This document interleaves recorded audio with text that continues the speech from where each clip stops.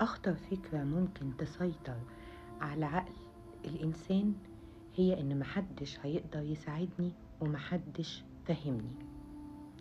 الفكرة دي للأسف لو سيطرت على أي حد بتوصله لنقطة الانتحار. أكيد كلنا عرفنا قصة انتحار بسنت اللي رمت نفسها من الدور ال13، مع إنها كانت ظاهرة قدام الناس كلها إنها حيوية جدا وبتعمل فيديوهات وبتعمل تيك توك كل شوية. طبعا الظاهر ده بيبقى غير خالص اللي موجود جواها أو اللي متخزن في عقلها. أنا ضد تماما كل الناس اللي بتتكلم أو بتقول دي ماتت كافرة، دي ما عندهاش إيمان. يا جماعة الأمراض النفسية زيها زي الأمراض العضوية بالظبط. أنا مش عارفة ليه الناس مازالت لحد دلوقتي مستهونة بيها. هقول لكم على كذا اضطراب نفسي بيوصل للانتحار. أول اضطراب معانا اضطراب الاكتئاب الحاد. الاكتئاب الحاد بيوصل صاحبه لو ملحقش نفسه، لو ما تعالجش، إنه هو يفكر في الانتحار. تاني حاجة اضطراب ثنائي القطب. الاضطراب ده بيكون الشخص بيجيله حالة من الهستيريا والعصبية وفجأة يهدى جدا ويدخل في حالة اكتئاب ويوصله ممكن ان هو يفكر في الانتحار. الاضطراب الثالث اضطراب قرب ما بعد الصدمة. يعني حد يتصدم في موت حد غالي عليه جدا، يحس بتأنيب ضمير ان هو كان مقصر مثلا في ناحيته، فيحس باكتئاب جامد جدا. فاضطراب برضو قرب ما بعد الصدمة ممكن يوصل للانتحار.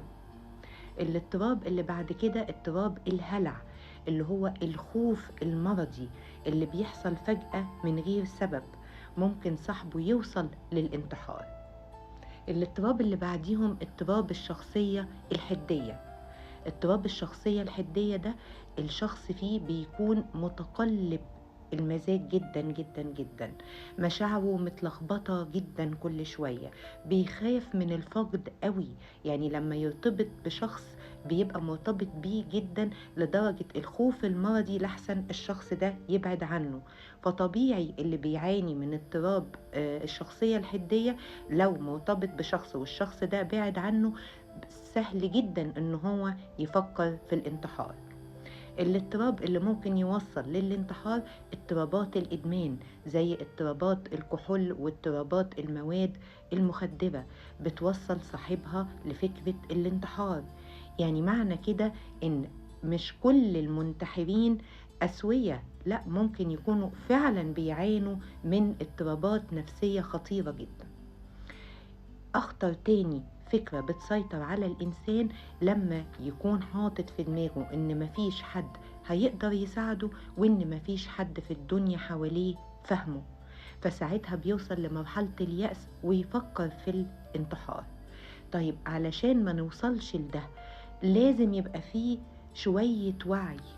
مش اي حد يتعب او نفسيته تتعب يستسلم ويقول عادي شوية وهبقى هرجع طبيعي تاني. لا طبعا، لا طبعا. زي السكر، زي الضغط، زي امراض الكلى والكبد، مش كل ده بنحتاج ساعتها ان احنا نروح لدكتور علشان نخف من العيا ده؟ الاضطرابات النفسية والحالات النفسية زيها زي اي مرض عضوي في جسمنا بنحتاج لدكتور او لمعالج يعالجنا من المرض ده. العلاج للحالات دي سهل جدا من خلال السي بي تي والدي بي تي، العلاج المعرفي السلوكي او العلاج الجدلي. من خلالهم بنقدر ان احنا نغير طريقة الفكر ده، نغير طريقة التفكير، وساعتها فعلا المريض بيتحسن جدا جدا من خلال الجلسات. من فضلكم يا جماعة ما تستهونوش أبدا بحالتكم النفسية، ما توصلوش نفسكم لنقطة زي البسنت. مش حالة، هي يا ريتها كانت حالة وراحت لمعالج نفسي أو لدكتور نفسي، كان زمانها ما وصلتش لده وكان زمانها ما سابتش بناتها يتامى من بعديها. حافظوا على نفسكم جدا جدا جدا، اهتموا بصحتكم النفسية زي ما بتهتموا بصحتكم الجسدية.